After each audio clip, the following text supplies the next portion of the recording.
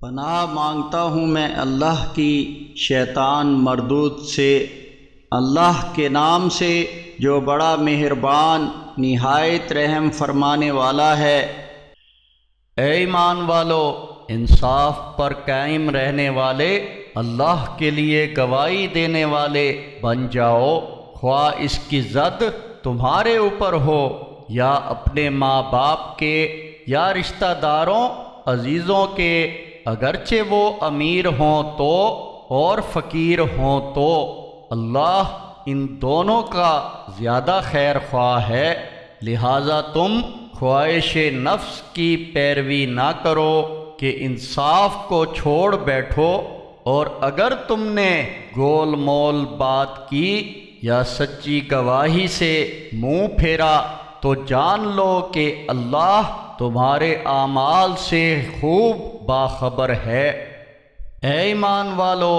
ایمان لاؤ اللہ پر اور اس کے رسول پر اور اس کتاب پر جو اس نے اپنے رسول پر نازل کی ہے،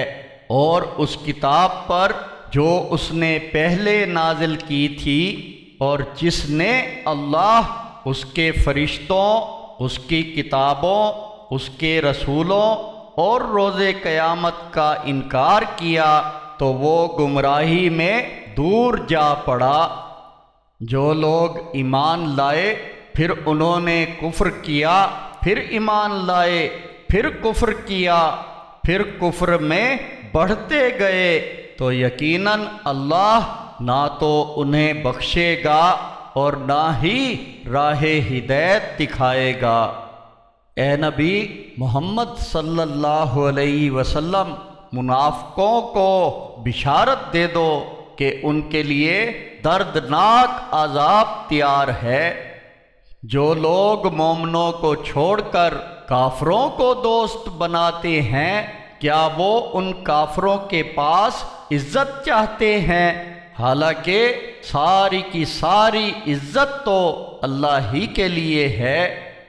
اور تم پر اللہ نے قرآن میں یہ حکم نازل کر دیا ہے کہ جب تم سنو کہ اللہ کی آیات کا کفر ہو رہا ہے یا مذاق اڑایا جا رہا ہے تو ان کے ساتھ نہ بیٹھو جب تک کہ وہ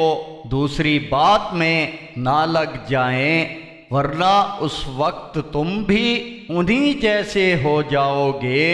بلا شبہ اللہ منافقوں اور کافروں سب کو جہنم میں ایک جگہ اکٹھا کرنے والا ہے۔ یہ منافق تمہارے انجام کے بارے میں انتظار ہی میں رہتے ہیں، اگر تمہیں اللہ کی طرف سے فتح حاصل ہو تو کہنے لگتے ہیں کہ کیا ہم تمہارے ساتھ نہ تھے، اور اگر کافروں کو تھوڑا غلبہ مل جائے تو ان سے کہتے ہیں کیا ہم تم پر غالب نہ آ سکتے تھے، پھر بھی ہم نے تم کو مومنوں سے بچا لیا۔ تو یاد رکھو اللہ ہی روز قیامت تمہارے اور ان کے درمیان فیصلہ کر دے گا، اور اللہ کافروں کو مومنوں پر غلبے کے لیے ہرگز کوئی راہ نہیں دے گا۔